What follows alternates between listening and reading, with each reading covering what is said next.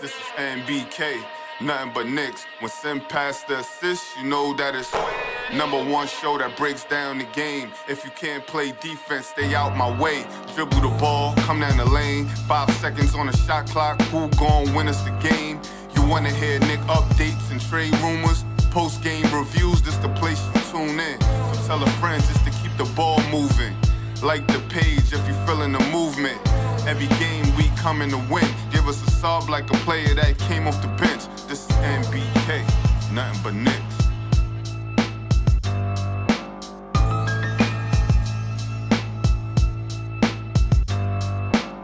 Knicks family, what's poppin'? It's your boy. Ladies and gentlemen, tardiness. I know I'm always tardy. Sometimes it's tough to get things set up, especially when you have a long day.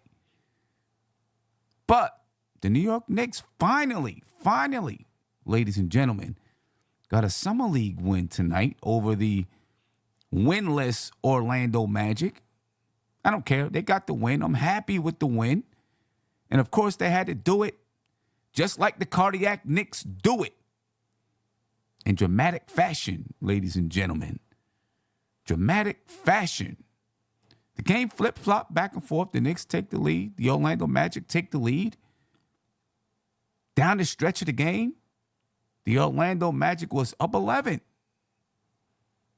And the New York Knicks scraped and clawed their way back behind Q.J. Peterson. Q.J. Peterson, a 6-foot guard, ladies and gentlemen. They scrawled and clutched. They crawled and scratched their way back into the game. They took a 2-point lead. And then the Orlando Magic hoisted up a 3. Forgot the name of the dude's name, but he tipped it in. And ladies and gentlemen, the New York Knicks go into overtime. They go into overtime, and then in overtime, it was the first to 82. Which, this is a way for the NBA and the league in Las Vegas to shorten the games and make sure that they don't go on forever, right? So it was the first to 82, and the game was tied. I mean, first of all, Q.J. Peterson, he took some ill-advised shots down the stretch of the game.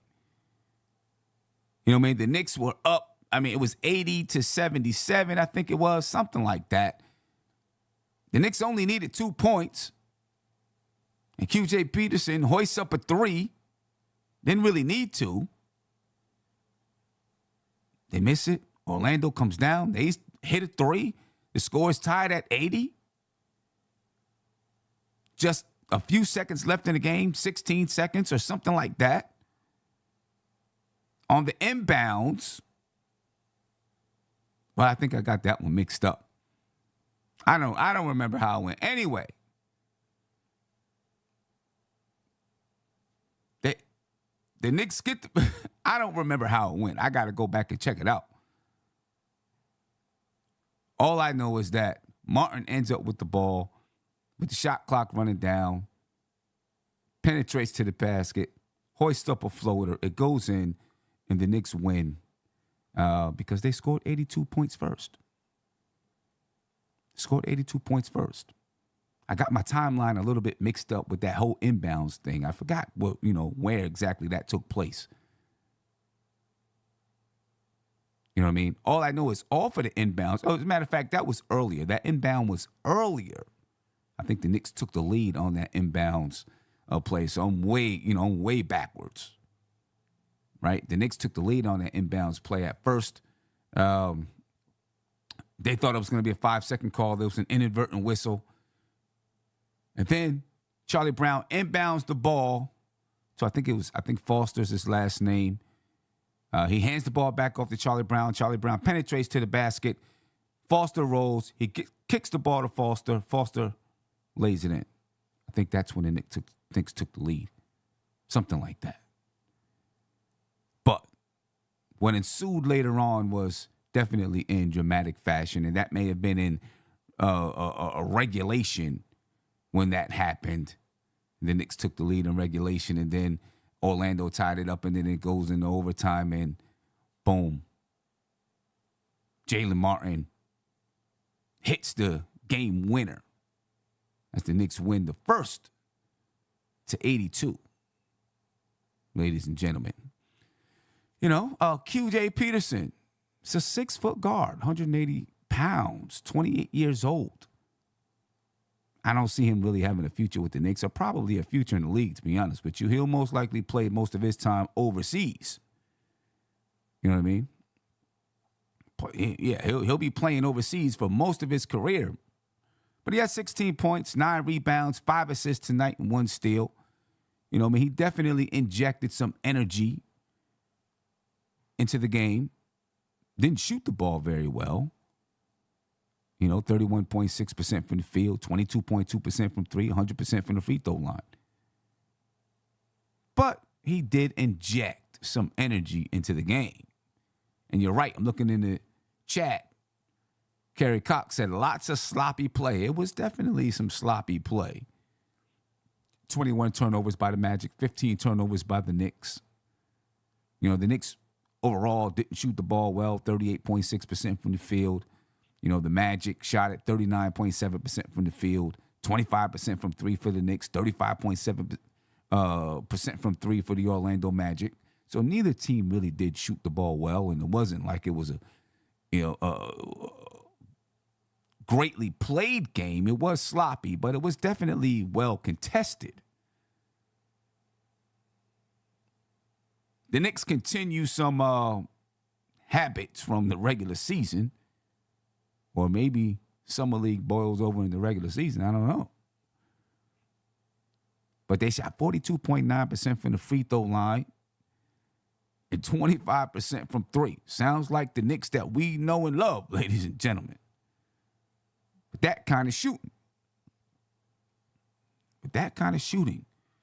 But, QJ Peterson definitely injected the Knicks with some energy tonight.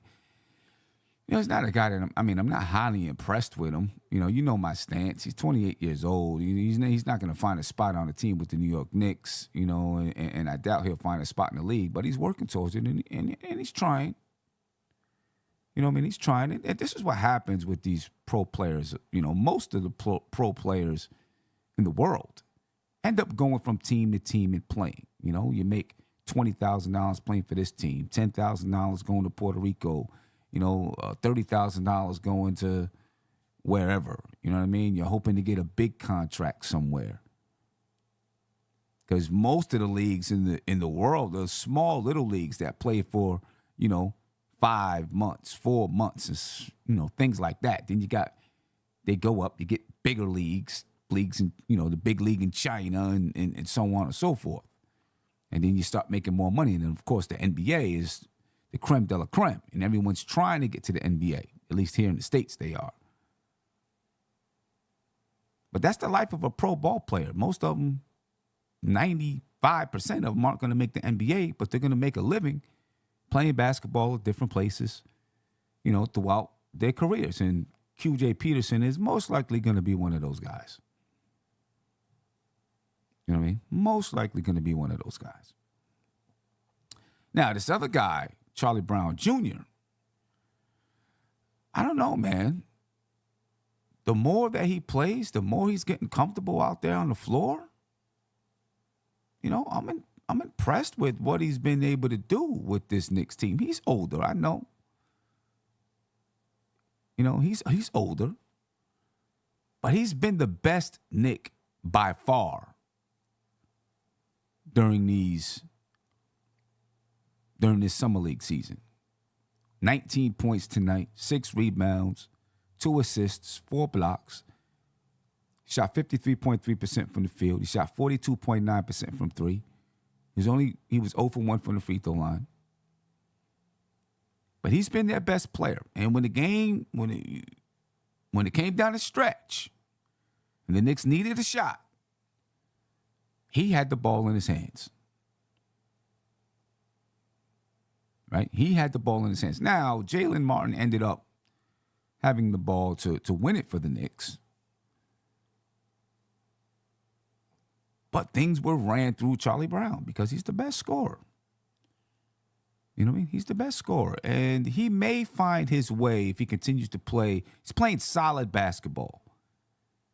And if he continues to play solid basketball, maybe he'll find his way back into the league, back on a team somewhere where he's able to, stick somewhere maybe. Play a couple of minutes. Fill in for somebody who's hurt. I don't see it with the Knicks.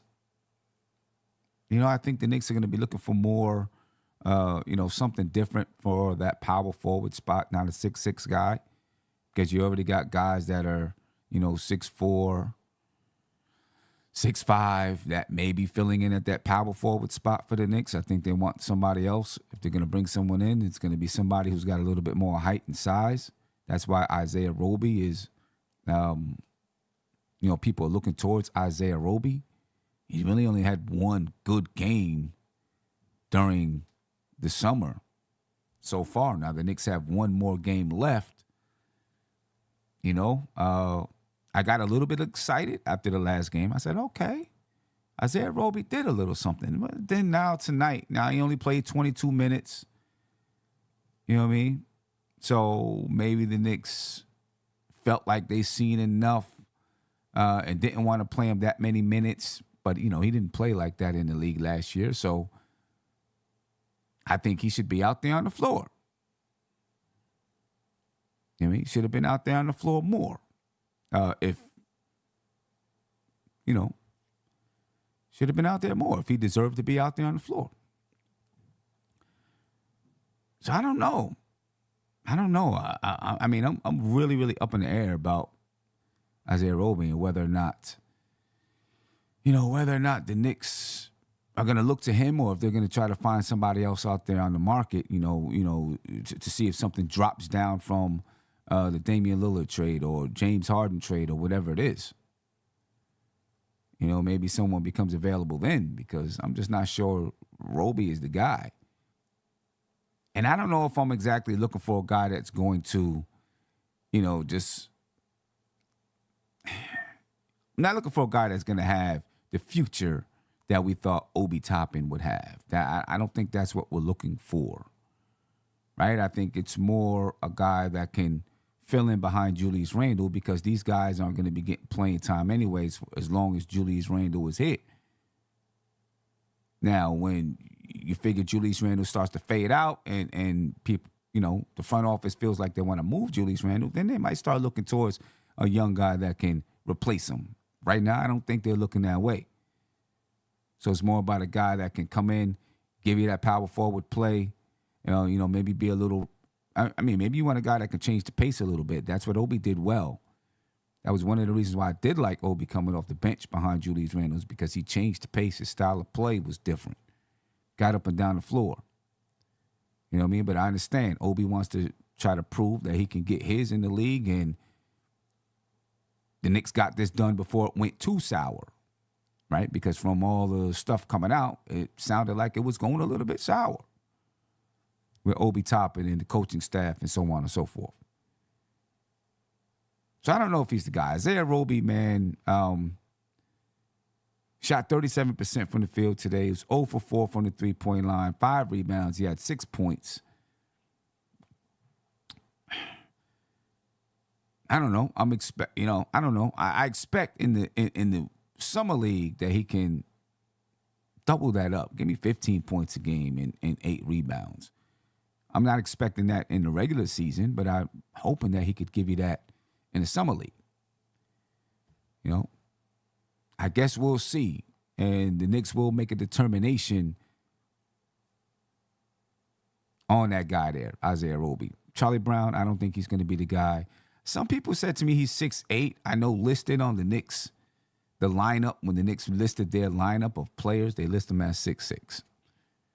All right, he does look like he could be a little bit taller than 6'6", though.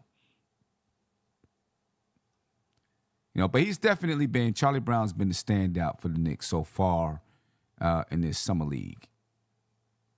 You know what I mean? And I wouldn't be surprised if they take a hard look at him and say, maybe this guy deserves a two-way. Maybe we see a future with him. I don't think so, but you never know. 26 years old. It's not like he's ancient. You know what I mean? He's going to have more time in the league, or could have more time in the league, right? This guy right here, ladies and gentlemen, Jaylen Martin. I continue to be impressed with Jaylen Martin. I really do. He is a young kid. And I don't mean that just chronologically with his age, which he is. But I think just upstairs, he's still a kid. And I'm not saying this as a bad way. Right? But, when he's out there standing, and maybe it's because, Charlie Brown is 26 and QJ Peterson is 28, right? Like, these guys are old. And Jaylen Martin can't buy a drink yet. But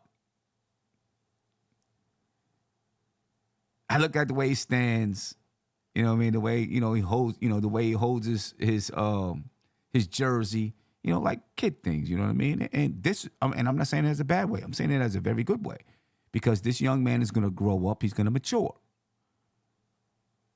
You know what I mean? And I think when he matures, he's going to be good. I like him. I really, really do like him. I kind of hope that the Knicks find a way to get him on the 15-man roster. I know he's not going to play, but I would like to see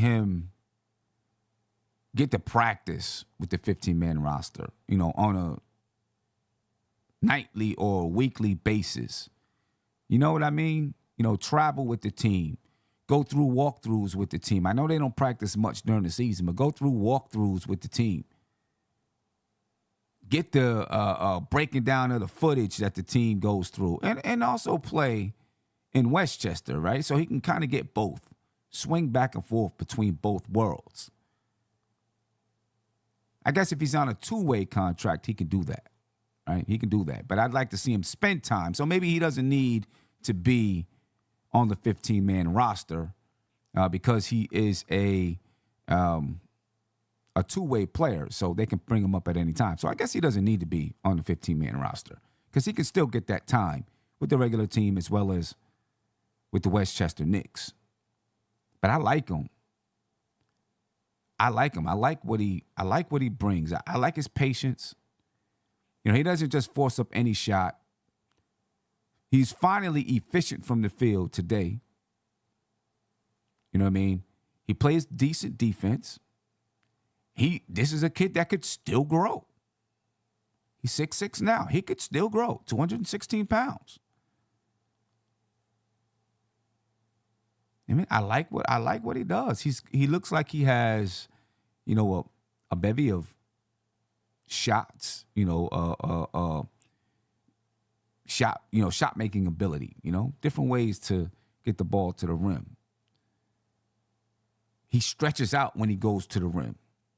He doesn't always leave it short. He stretches all the way out to the rim. I like that. I like the fact that he's quick on his toes and quick on his feet.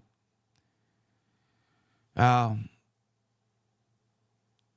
see some people say here, that he'll be special. Well, he has the ability or the chance to be special. He'll get on to the Westchester Knicks, and like Kerry Cox said, he'll be the star for the Westchester Knicks. It could be. The Knicks, I think, this might be a good pickup for the Knicks in the long run. Might end up being somebody good, especially because at some point in time, we talk about it all the time, at some point in time, guys are going to get moved, right? Quentin Grimes could get traded. Emmanuel Quickly could get traded. It seems unlikely, but a team could say, I want Josh Hart or I want Dante DiVincenzo sometime in the future, right? Because obviously these guys aren't going to be able to get traded for a little while. Dante DiVincenzo, he wouldn't be able to be traded until December. But if a team wants one of these guys and the Knicks have to throw one of these guys in, which I think they would prefer not to because they got this whole Villanova connection thing going on. I think they would prefer not to, but if that were to happen, any of these guys, Grimes, IQ, whoever, McBride, It's okay. Jaylen Martin could be waiting in the wings. You know what I mean? He could be waiting in the wings. 12 points tonight, 2 rebounds, 3 assists, 2 blocks, 57% from the field, 50% from the three-point line, and 75% from the floor. And yes, he hit the game winner. I like him. You know what I mean? I like him. He's got, Saul Hashim said it's nice to have someone with a little upside. It is nice to have someone with upside. It is. Andre Walker. And not only Andre Walker, a couple other people are mentioning Foster. Let me tell you what. From the first game of the season, of the Summer League, I got a little bit frustrated with Foster. I was like, I thought maybe he was, shooting a few bad shots or whatever it was, but I started to warm up to him a little bit. And this guy, he's tough. He's tough. He's kind of a bruiser type. You know what I mean? Big guy. Cowboy Bob says Foster forward. Foster, he's a forward. 6'8", 250. Big body. He might be looking and saying the Knicks need a power forward. Well, you know what? Let me throw my hat in the ring. Let me bang some people around. Try to see if I can get me a spot because he's been playing tough. I don't know if that's the kind of power forward the Knicks need. And he's still kind of undersized, just like Julius Randle's undersized. He's kind of undersized at that position too, at 6'8". I think the Knicks need some more length, in my opinion. A guy that can really take it to the outside and shoot it. I don't know if Foster is that kind of guy. I don't know if he's taking it to the outside and shooting it. Now, I haven't seen him do so during the Summer League, really. Maybe once or twice. I'm not sure. I've mainly see Michael Foster Jr. I've mainly see him play in the mid-post area. All right, 7 points tonight, 7 rebounds, but he plays strong. So he has been a guy that I've been, I don't want to say impressed with, but looking at him like, hey, you never know. It's kind of a bruiser type of guy, big body, strong. But Jaylen Martin, I'm really impressed with him. Really impressed with him. Good pickup by the Knicks. Good scouting, and if he turns out to be successful for the Knicks, and I'm not saying he's got to be, a star, but if he turns out to somehow be a rotation player, then good scouting by the Knicks. Knicks 100, the GM said, you're selling them short. Talking about Foster. I'm not discounting what he can do. Right? I just think you don't want to have too much of the same thing. Right? Foster, for the most part, is going to do what Randle does, but not at the level of Randle, right? He's not going to be creating his own shot, scoring like that. So he's not going to be doing that. That's not what I mean. I mean, as far as using his body to be kind of a bruiser type of guy, grab rebounds, he's going to be doing that.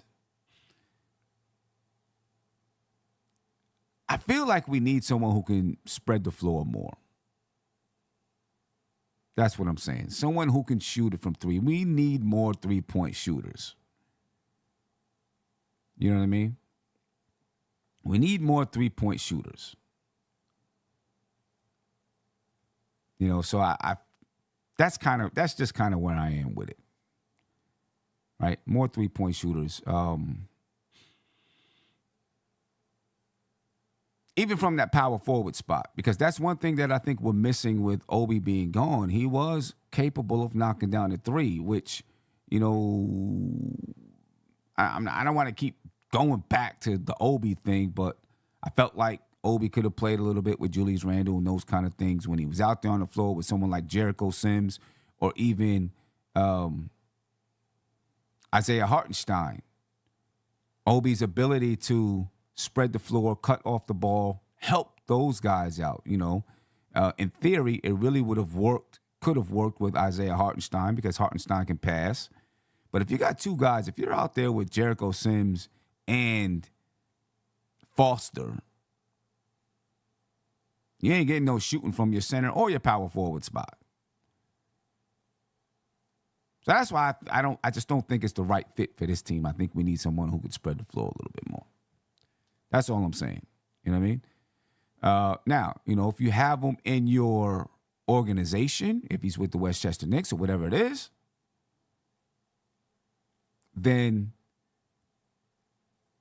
and Randall gets hurt or something like that, then there you go. You know what I'm saying? So, all right, you know what?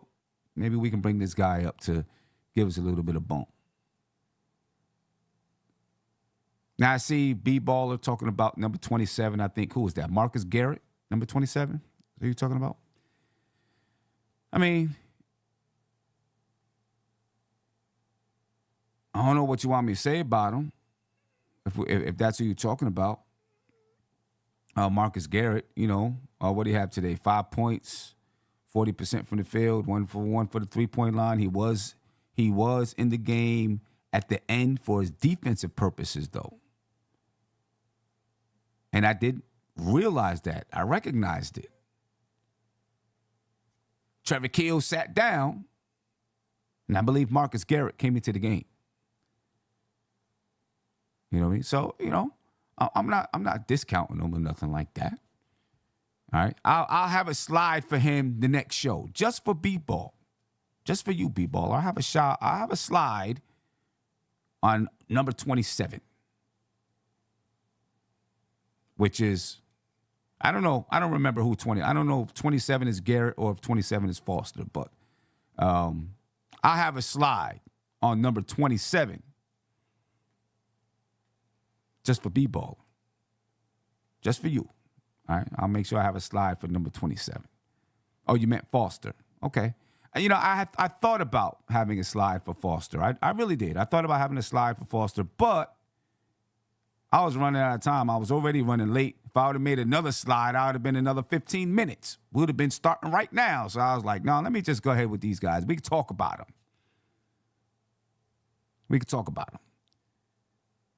They talked about Trevor Keels on the telecast. Andre Walker said Keels has not impressed at all. He's not doing anything to say he earned a spot on this team. It's no doubt about it. You know what I mean? The thing that is going to keep Keels on this basketball team is his age, I believe. Right? He's 19 years old. I don't see why the Knicks would keep around, would give Charlie Brown the two-way contract, who's 26. Or Marcus Garrett or QJ Peterson. I think they're going to keep those two-way contracts for the younger guys. They got one guy on a two-way contract right now. Daquan Jeffries, he's older, 26 years old. Right? So they got him on a two-way contract. I don't see them having two 26-year-old guys on a two-way contract. I think they would probably stay young. All right, we got two 19-year-olds, and then we can have a 26-year-old guy that we feel like maybe we can plug in if we need to. You know what I mean? Saul, you said, but Keels is whack. I mean, Keels definitely hasn't given the Knicks anything to say besides his age to say, yeah, we got to keep you here. You know what I'm saying? He definitely hasn't done that. But I think they probably will. I'll say this about Keels. I haven't been impressed with him at all, and I know none of you have been impressed with him. His size, he is kind of a power guard type of guy. If he ever gets it together offensively, I could see where he's able to use his strength to get in the lane, maybe attract some defense and kick it out. I have seen him do that a few times here in the Summer League. And he is maybe trying to learn that point guard position. Maybe they asked him to learn that point guard position. Who knows? I don't know if I've seen enough from him defensively for that to be his calling card. You know what I mean? Towards the end of the game, they took him out for defensive purposes. Listen, he's physical. He's physical. But the Knicks need more upside coming up the pipeline. And I don't know if Trevor Kills is giving you that upside right now. You know what I mean? I don't know if he's giving you that. B-Baller said, Kills is the point guard version of Oliver Miller. That's rough. Come on, man. That's rough. The kid might still have some baby fat on him. You know what I mean? Maybe it's still baby fat. That happens. He might lose it. You know what I mean? He might lose the baby fat. Sheesh. Oliver Miller. That's rough. That's rough. Saul, you said Keels isn't a ball handler. He's not. He's not a ball handler, but, they haven't taken the ball from him. I'll say this. He's not a true facilitator, and maybe they're trying to teach him how to be a facilitator. I don't know. You know what I mean? I don't know. But let me ask you this. If the Knicks move on from Trevor Keels, because I think there's a qualifying offer, like they were saying on the telecast, I think there's a qualifying offer on the table for Trevor Keels. Who are you replacing him with? Are you going with one of these older guys? Or what? Or maybe it's going to be Jacob Toppin. We haven't had a chance to see Jacob Toppin. Right? He could be a guy who replaces him. Jacob Toppin is on an Exhibit 10 deal, so it's not a two-way deal. Right? 3 guys on a two-way. Jaylen Martins on a two-way. Daquan Jeffries is on a two-way. And Trevor Keels is on a two-way. All right, so who are you replacing him with? B-Baller said, who cares? None of them are getting PT. Probably not. Let's say that. Probably not. Probably not. They're probably not going to play. But you never know. And you never know when you might need one of these guys to step in. You know what I mean? So, I'm not going to rule that out. I'm not going to rule it out that one of these guys could play at some point. Andre Walker says, Sim, you have to earn your keep. He does not look like he will ever get off that two-way deal. Well, at some point he'll get off that two-way deal out the door. If he's not going to play for the New York Knicks instead of the Westchester Knicks, he'll be out the door and somebody else will be taking that two-way deal. Because you can cut those two-way deals off at just about any time. You know what I mean? So it's not like, they can cut them off at just about any time and replace you. All right. Building Block said, ? Jacob Toppin talking about Exhibit 10. Yeah, he's an Exhibit 10 guy. I would have loved to see him play during the Summer League. He looks like maybe he fits what the Knicks were looking for a little bit better than Obi, but I don't know if he can play at the level of Obi. So I would have loved to have seen him play during the Summer League, but he's not. He'll play. He'll be in training camp. He's making $1.1 million this season. All right, he'll be on an Exhibit 10 deal. He'll be in training camp, and then I guess the Knicks will see what happens from there. The Coolest said, Primo is he a free agent? I'm not sure if Josh Primo is a free agent. Has everything, I haven't really paid attention to it, has everything around Josh Primo kind of, like what's the status of all of that? With everything that was happening with Josh Primo, what's the status of that? Because you know how this front office is. You know what I mean? This front office isn't going to, they're not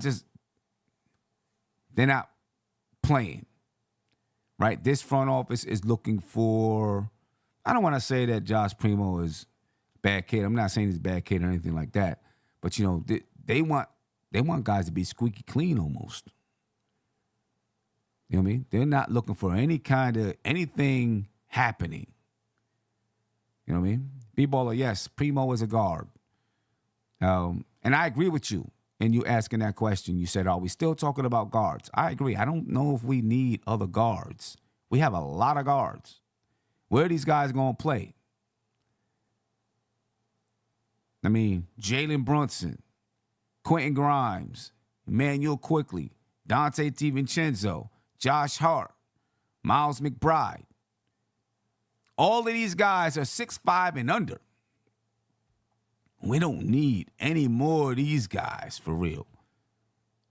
We need guys 6'6" and above, 6'7" and above. We don't need no more 6'4", 6'5" guys. They're not playing anywhere. There's no spot for them. We have too many guards as it is on the regular team. So even if you do get a rotation spot, just like they were saying in the telecast, even if you're a guard and you get into that rotation, you get on the team, you're not getting into the rotation. You're sitting. You know what I mean? The Knicks need wings. They need wings. They need wings that can defend, wings that can shoot. You know what I mean? I think you can't have too many of those guys in the league. Right now, the Knicks are very small. They need to collect those guys in the G League if they can, at the end of the bench, if they can, so that they're prepared. They got guys that can defend, that can come in and defend. That's the reason why I like Jaylen Martin kid. And it might be a reason why Jaylen Brown, that they give a look to Jaylen Brown. Because right now, the Knicks have 1, 2, 3, 4, 5, 6, 7, 8, 9, 10, 11, 12 guys on the roster. There's probably 3 roster spots remaining. Julius Randle, Jalen Brunson, R.J. Barrett, Evan Fournier, Mitchell Robinson, Josh Hart, Dante DiVincenzo, Isaiah Hartenstein, Emmanuel Quickly, Quentin Grimes, Jericho Sims, Miles McBride. 12 guys. The Knicks have 3 roster spots that they can fill.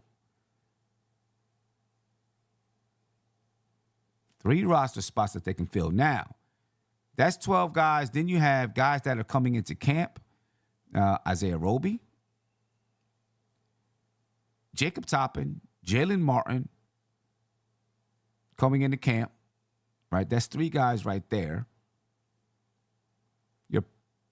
We'll see if like Charlie Brown, or I'm assuming DeQuan Jeffries will probably be in camp. Okay, he's on a 2-way, so that's 14 guys right there. The Knicks can bring 20, I believe it is, in the training camp. So I'm pretty sure once this summer league is over, we'll hear about the Knicks, bringing some other guys into camp. You know what I mean? Now, will those guys be battling for a position? From the way that I've seen the Knicks do it, and I mean a position on that 15-man roster. Obviously, the 3 guys on 2 ways, they don't have to worry about it. But the way we've seen the Knicks do it is, they might fill 2 of those spots with either through trade and they bring back more players, or they sign veterans. And then they leave 1 open, right, for guys to come into training camp and battle for that 1 spot. I don't see why they wouldn't do that same thing this year. You know what I mean? Now, who's out there on the veterans minimum that they can sign? Who knows? I think that they'll probably fill the end of the bench with forwards. That's what I think. They'll fill the end of the bench with forwards. Will Isaiah Roby be one of those forwards? I don't know. And he's got some guys. He's got some guys on his at least one guy on his summer league team that's, breathing down his neck. If Roby even had the upper hand, That's where I think the Knicks go. And I plan to do a little bit of a search to try to find out who's out there. Who's out there that the Knicks can bring in. You know what I mean? Because on the free agent market, it's really nothing going on. Right now, Dame Lillard got the league kind of sewed up for a second. You may not see a lot happening until that ball rolls.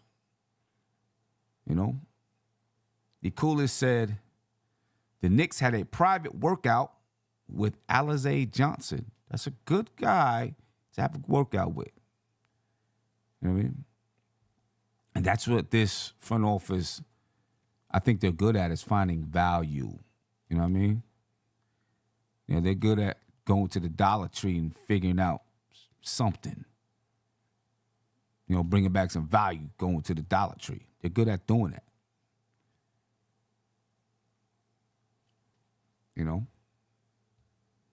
So we'll see what they figure out. They got a lot of time. Well, a little bit of time between now and training camp. You better believe, knowing this front office, when training camp comes, they're going to be boom, hard and fast with a squad, and they're going to rock with that squad probably for a little while. Unless something big comes along, they're probably going to rock with that squad for a little bit. Until you start getting to the trade deadline. The NBA, ladies and gentlemen. All right, everybody, the NBA first ever in-season tournament is now official. But how does it work? Like this. First up is group play. All 30 teams will be split into 6 groups, 3 from the East, 3 from the West, with a random draw based on last year's regular season records. Each team in a group plays each other one time, a total of 4 games, 2 at home, 2 on the road. 1, 2, 3, yeah. Now, those games happen Tuesdays and Fridays in November, so set your calendar. Basically, these regular season NBA games also count as tournament games. Now, in each group, the team with the best group play record after those 4 games, they're moving on. The team with the next best record in each conference, those 2 are the wild cards. Always watch out for the wild cards. Now, we get to the knockout round. 8 teams, single elimination, and you know what that means. Win and move on, or lose, and you're out. And the last 4 teams standing, guess what? You're headed to Vegas, baby. That's right. In Las Vegas, the semifinal battles will get us to the championship game on December 9th. 2 teams in a winner-take-all final to be named champion and be awarded the first ever NBA Cup. Come on now. Look, there's a lot to look forward to this season. Players on new teams, rookies new to the league, and teams just looking to make some noise. And the NBA in-season tournament is going to be a can't-miss, must-see, high-stakes, high-level competition. And if you're a hoops head just like me, I promise you, you're going to love it. I promise you, ladies and gentlemen, I did not mean to play that video. And B-Baller, I know what you're going to say. The NBA told me to play that video. I know that's what you're going to say. All right? But I really did not mean to play that video. But since it played, it kind of fit perfectly in there. It worked. So I just let it rock. All right, since it worked. Kind of surprised me. You know what I mean? Like I heard it come on. Shoom. And I was like, oh, wait a minute. I didn't mean to. I might as well let it rock. Because what I really want to talk about is the rule changes that the NBA is coming down with this season. And I want to know what you guys think about it. There's 2 rule changes, 2 big rule changes. I'm pretty sure there'll be some small ones that happen as well, right? But 2 big rule changes coming down this season. Number 1, players whistled for flopping will receive an unsportsmanlike conduct technical foul. The technical foul will not count for disqualification. All right, and excuse the grammar there or whatever. I don't know what I think. Okay. I mean, I think it's good. I think it's a good rule, right? But I think it's going to also cause a lot of questions. You're going to bring a lot of questions. Because whether the referees have to decide if it's a flop. I mean, they already got to decide everything. Some things are cut and dry. It's a travel. It's a foul. Sometimes foul calls can be a little bit ambiguous. But a lot of things are cut and dry. Right? This one is a little bit tougher for me. You know what I mean? It's a little bit tougher for me. We all seen guys fake like they got fouled or hit with an elbow or whatever, and the ref called the foul. We've seen it, and that's the reason why this rule is here. But what happens now when it starts to go the other way? Because it will. It will. Now you can't take that technical free throw back if it was made. So let's say I stepped in front of somebody to try to take a foul, try to take an offensive foul, fall back. I get hit and I fall back. And then the referees, no, it was a flop. Technical foul. They knocked down a technical foul. Now, when you look back at the replay, it becomes obvious that it wasn't a flop. That's going to cause some stuff, I think. I think it will be good. Right? I think it will be good, but there might be a couple of calls here and there that get questioned, and, some people are going to get upset about it. I think it'll also, what it's going to do is, in crunch time, some guys may not want to try to take that charge. Jaylen Brunson takes a lot of charges. And I ain't going to front, he doesn't, sometimes he creates that call. This could hurt Jaylen Brunson because he steps in and takes a lot of charges. And I think we'll see guys, especially in crunch time, say, I'm not going to take the charge. I don't want the referee to call something crazy. Another question that I have, will they be able to review the call? Like, for example, a goaltend. Right? They call a goaltend. Now, because they called it a goaltend, they're able to review it to make sure it's right. So, boom, I call a flop. Crowd goes crazy because you called a flop. For or against, whatever. But then they say, well, let's go review it. They go down and review it to see if it was a flop, make the determination as to whether or not it was a flop. That could slow the game down some. B-baller, right. That could slow the game down some. I don't know. Maybe they're not, I guess maybe this year they're going to check it out, see how it goes, and then determine as to whether or not they're going to review the flopping calls. So we'll see how this works. We'll see how it works. I think it is good because, the flopping calls get everybody upset. Everybody gets upset on that one. And then the next rule change. If you have a successful challenge, you will receive a second challenge. The second challenge will still cost you a timeout. All right, and of course, I didn't take these rule changes verbatim. I just kind of summarized it here. The only thing I don't like about this is I feel like I shouldn't lose a timeout if I get it right. You know what I mean? That's the only thing I don't like about that. I love the fact that you get another timeout.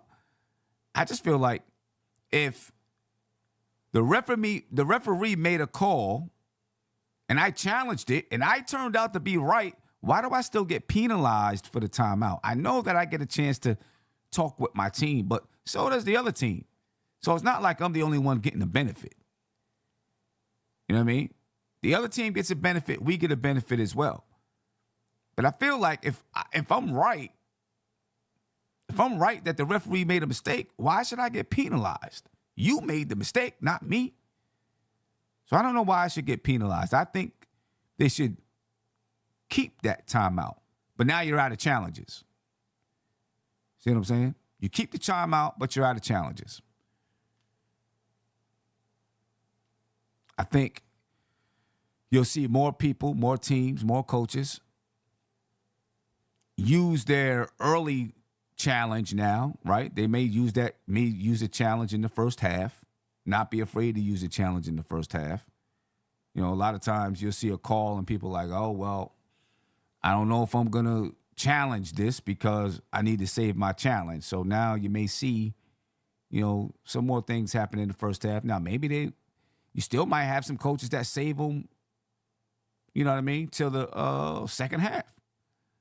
And just want to have two of them to use in the second half. You know what I mean? Let's see, we got a caller on the phone. Caller, I'm going to ask you to make sure you turn that down in the back because I can hear myself coming back to me. I don't think they can hear it, but I can hear myself coming back to me.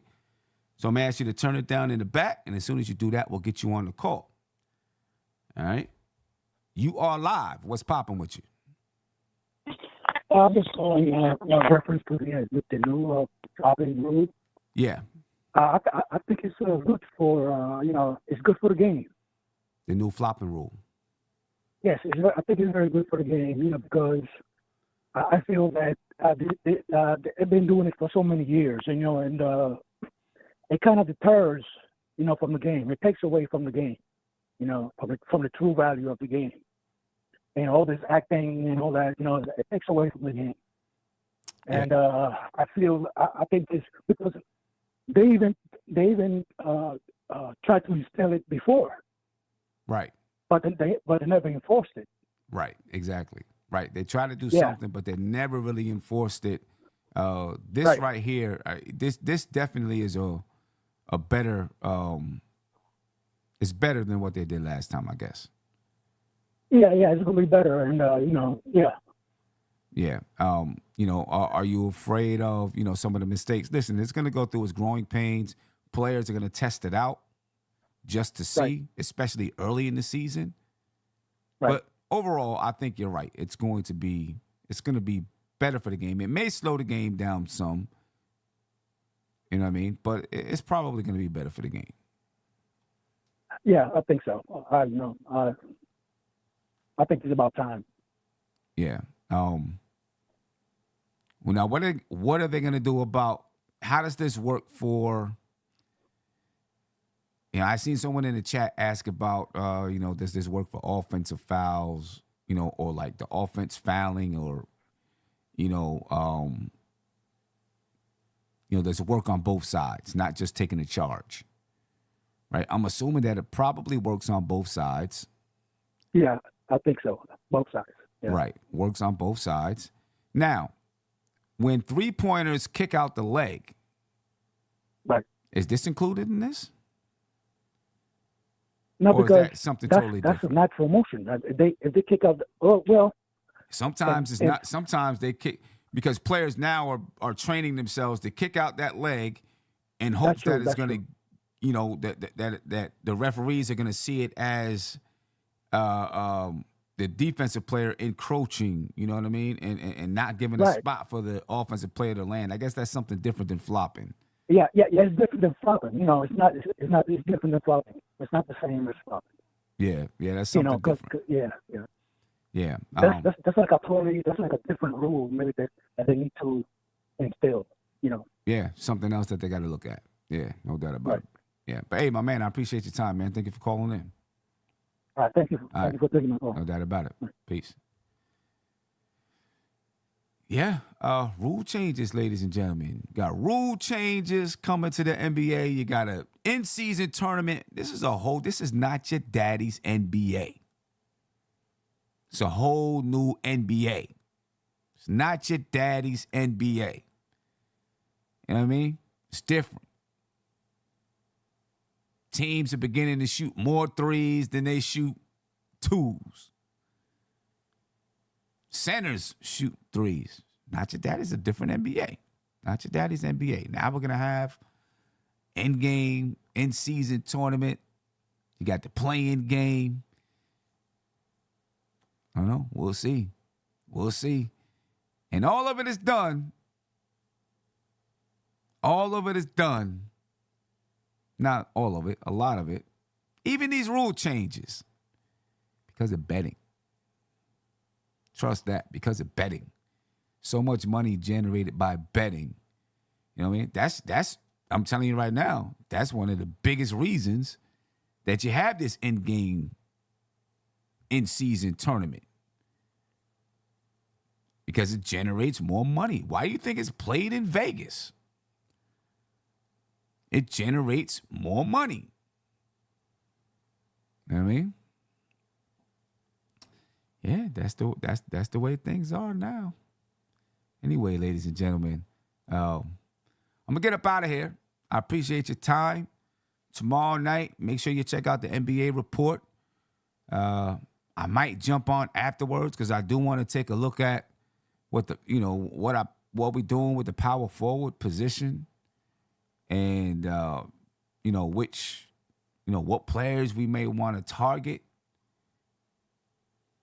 So I may jump on after the NBA report and talk about that a little bit. Let's see. Well, I might as well get to another phone call since I'm still on, and then I'll jump off after this. Let's see. Caller, you live. Name me where you're from, please. Hey, what's up, son?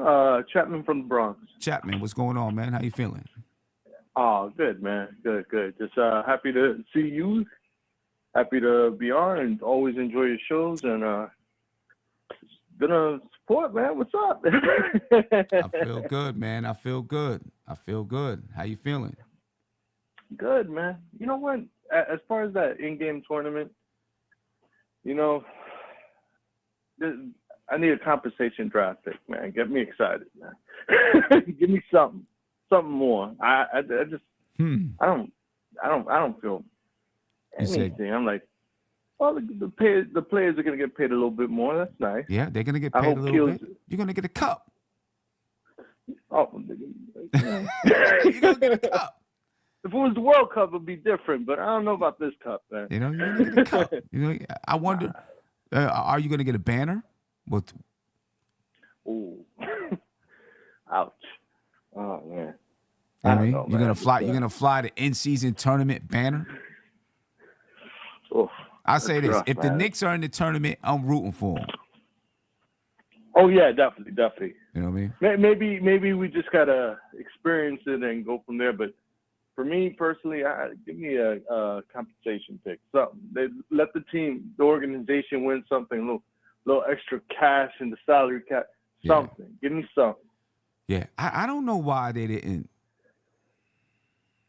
They still could have had an in-season tournament, and they could have did everything kind of.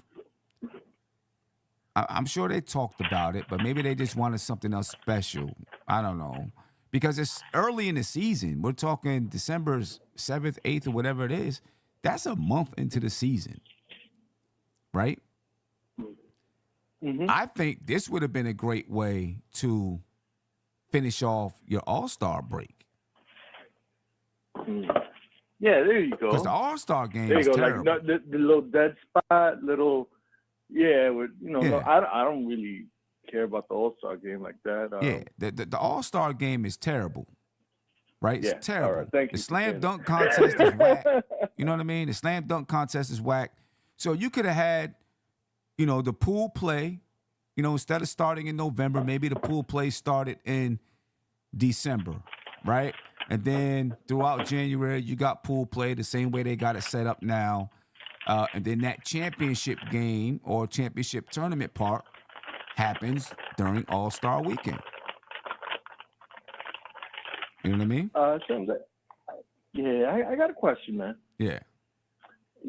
All right, I know finances I know we manage our finances well as an organization. We're flexible, but I don't know.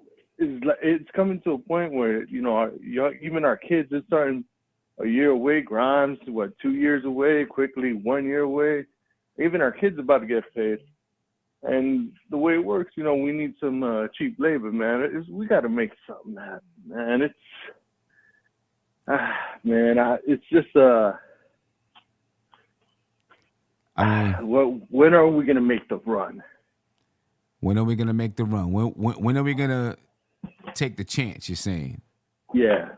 Right. That's what you're saying. When are we gonna take that chance? Bring in a guy, and try to make something happen. This organization this front office is very conservative. You know what I mean? So they're not just going to. They're conservative, man. So they're looking for that perfect fit. That perfect, yeah, like somebody's that's working, which I agree. That's the tack that I would take. But it's just and I'm gonna say not even just the perfect fit, but also, what works money wise. How can the team still make sure that they're able to build in the future? I think they're taking all of those things into account. At some point, they're gonna have to make a move. Yeah. It's just it will be a shame to let the young talent walk for nothing, or while Grimes is cheap, while Quickly is cheap, right? Or we got to take advantage. We got to strike, right? And but at the same time, I know there's no Giannis available at the moment. That's the thing. Everyone that is possibly available still has flaws. You know what I mean? It still has flaws.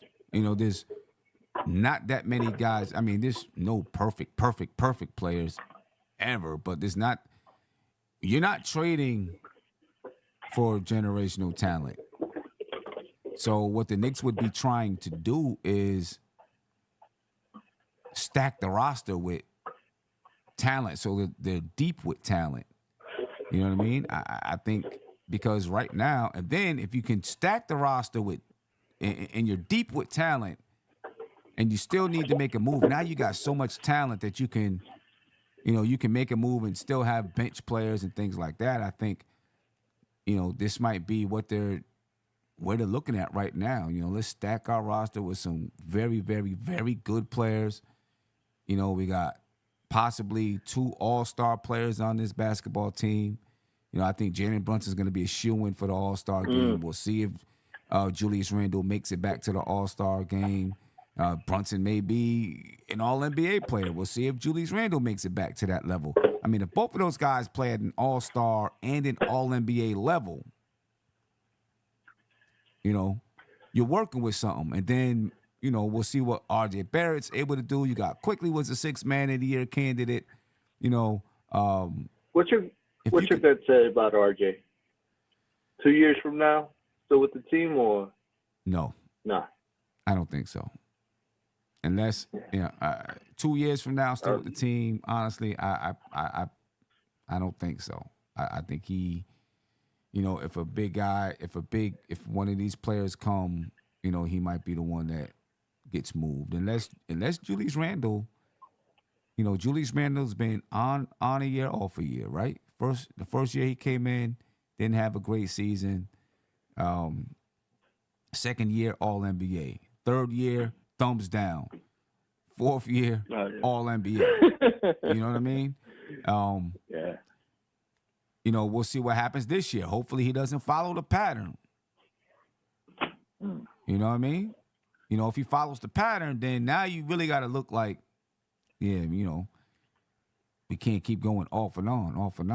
Hopefully he doesn't follow the pattern. I'm a little bit nervous because the thumbs down year, he wasn't in. Julius Randle was always in good shape. Yeah. Right? Good physical shape. He's phenomenal with that. I give him. Randle is such an enigma to me, man. I respect his commitment to stay in shape. I respect his strength. I respect his durability. But sometimes when the chemistry is off, like, man, you got like the traits to be a great leader, or like you have the traits.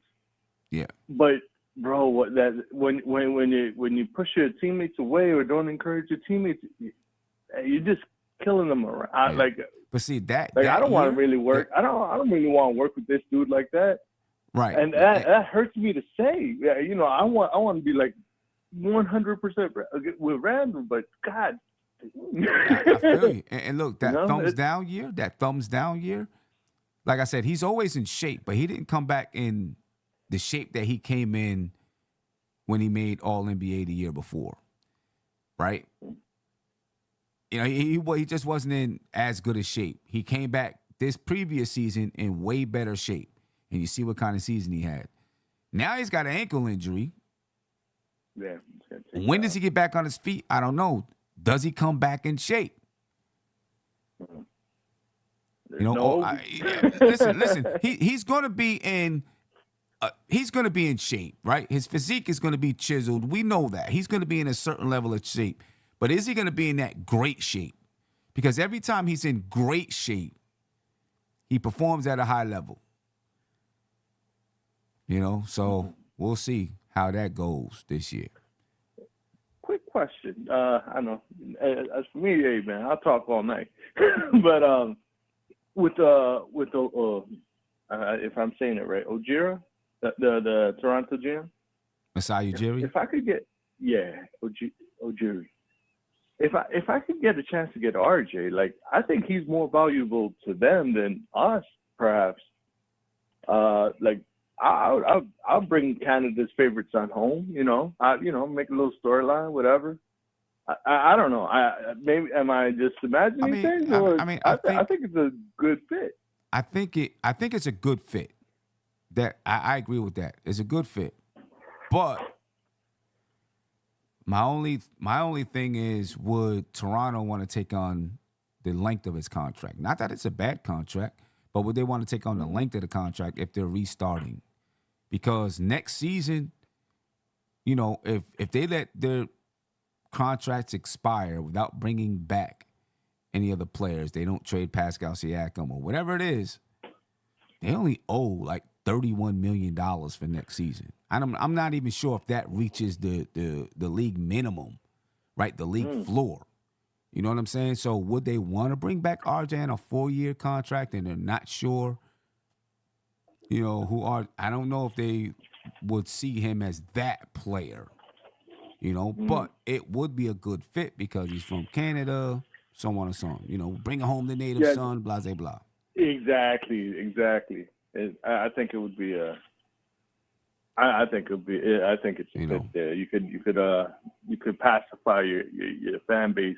Hey, listen, we might struggle, but listen, at the same time, RJ's still young, RJ's still growing. Right. And I wanted it to work here, but I don't know, man. With the I don't. We'll see, man. You know, hopefully, you know, he is able to take another step forward. You know, he's been his the thing with RJ, there's a couple of things that I think he really, really needs. Footwork, because he doesn't have great speed, doesn't have great athleticism, so I think he needs footwork. You know, Jalen Brunson level footwork. You know what I mean?